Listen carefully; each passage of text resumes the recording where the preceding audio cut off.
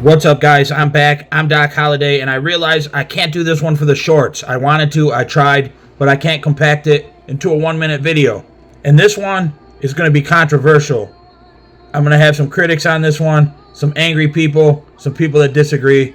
But this is Mike Tyson versus Jake Paul, and this is not a prime Mike Tyson. This is not a what if. This is the 58-year-old Mike Tyson that I suspect we'll see come the night of the Jake Paul fight, if it even happens. Now, I remember watching Mike Tyson fight live way back years ago. I watched him fight Lennox Lewis. I watched him fight Danny Williams. I seen him fight Clifford Etienne, Kevin McBride. You know, I seen Tyson's earlier fights replayed, but live I seen the decline of Tyson. And I can't tell you the exact year, but when he lost to McBride, that was probably close to 20 years ago. McBride was a big guy. He was like 6'6", I think. 6'5", 6'6". He was a good fighter, but not great. I wouldn't call him like a world beater, but he was good. Then, Danny Williams beat him around that time, a couple years before probably. And then Williams went on to lose like 20-something fights in a row at one point. So, I'm talking about Tyson at the end, because that's closer to the version of Tyson that I believe we'll see in the Jake Paul fight, but not even on that level. One big thing I'm gauging this off of is the Mike Tyson Roy Jones Jr. exhibition. Now, I know Roy Jones Jr. was older in that fight as well, just like Tyson. But Roy Jones, I think, was, he had just retired a year or two before that. And granted, his career was nothing like it was in the 90s. When they fought, here was my observation of Tyson. They called it a draw. It was an exhibition. I honestly thought, yeah, it could have been called that. Or I would have slightly gave it to Roy Jones Jr. Some people might disagree. But now I don't know how much, if Tyson was holding back in that fight, if he was trying to conserve his energy. But I'm just going by what I saw. And Tyson was very stationary in that fight. So he was standing in front of his guy too long and not punching enough, not throwing quick enough. Roy Jones had time to beat him to the punch, get his shot or maybe his 1-2 in, and move and stay out of danger. And Tyson didn't have that explosive forward pressure that he had, in his heyday. So he was more of a stationary target. Yeah, he was still dangerous. You could see he had thudding hard punches. I'm sure people that were there could feel him every time he landed. Tyson, he wasn't putting them together either the same way. It's really a lot of 1-1-2. Not a lot of putting his hands together, letting his hands go, putting his punches together. He was kind of following Roy Jones around the ring, not cutting it off too well, too stationary. He can't do that going into this Jake Paul fight. And then the other question is going to be his conditioning. This guy's been sick. He's been smoking and stuff. He said after the Roy Jones fight, I think it was, or maybe it was in the training for the Roy Jones fight, I'm pretty sure there was pictures of him in a wheelchair at one point. He was so sore. And if I could find those pictures, I'll put them on the screen. So, yes, I will say Mike Tyson in his prime, if he fought Jake Paul, and that was the fight we were going to see coming up, it would be a quick fight. I would say maybe Paul could survive for a round or two, but it would probably be over in 2 rounds. Tyson would probably knock Jake Paul out. Now I'll make a little assessment of Jake Paul. I'll go off his last fight.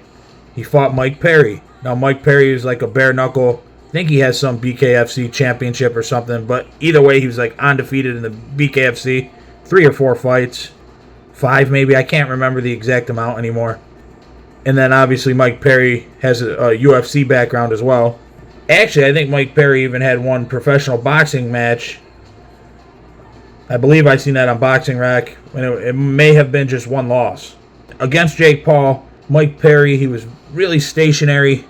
He wasn't able to put his punches together fast enough, respond fast enough to land shots on Jake Paul because, again, Jake Paul, his feet work, his judging of distance, his just boxing ability, and his utilization of the jab in that fight was greatly improved. Now, I don't know if it was because the level of competition was lower for boxing, but it was easy night for Jake Paul.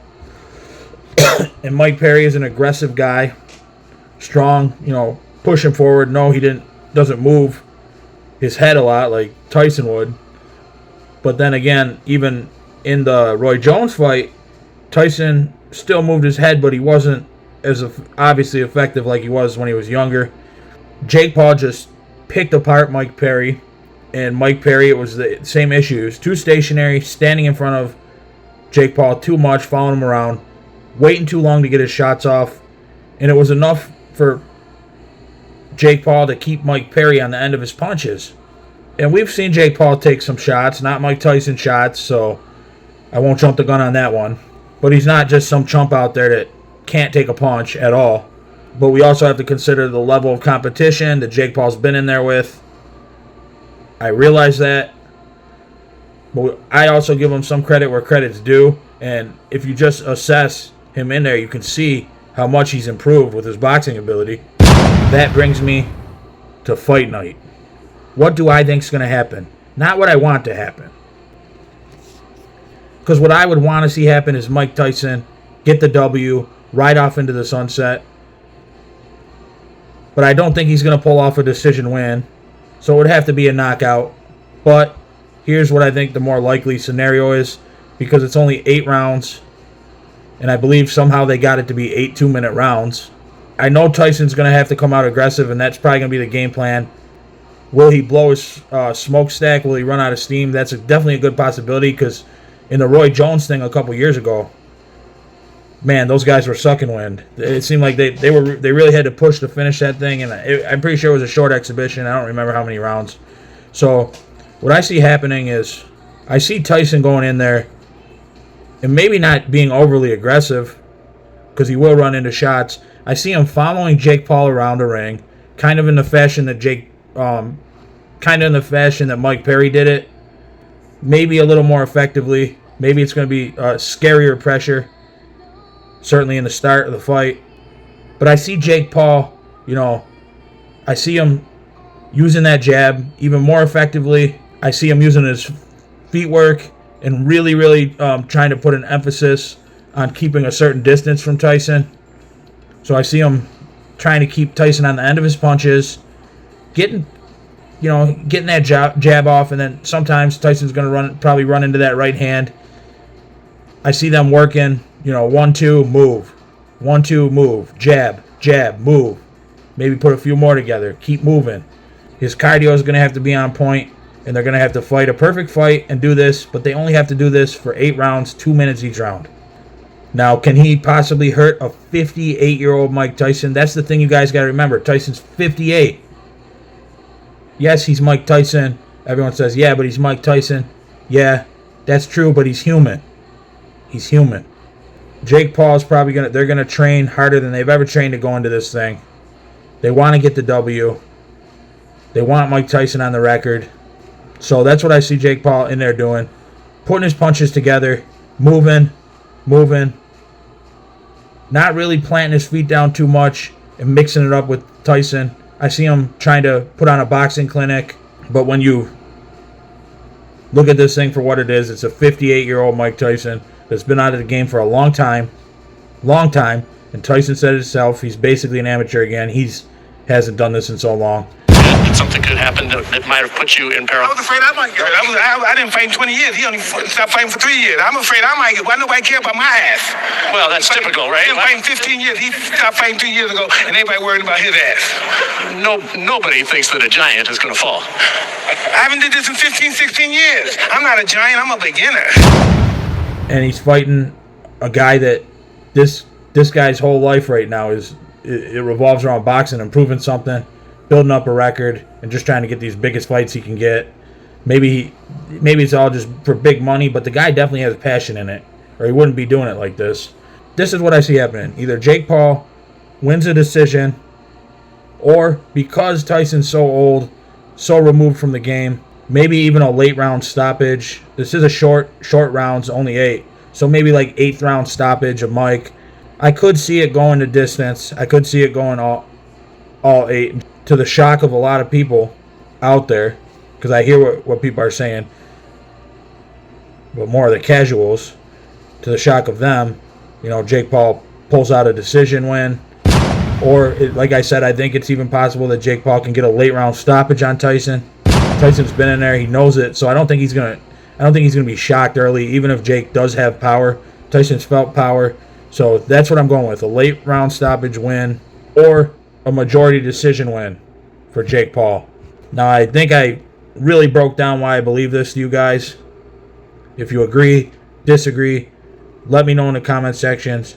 Try to keep it respectful, because I won't censor, but YouTube will if it's like a real nasty comment or disrespectful or something.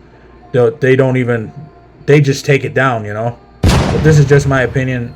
Honestly, it's nothing to really be mad about. Some people might be mad out there. It's late night.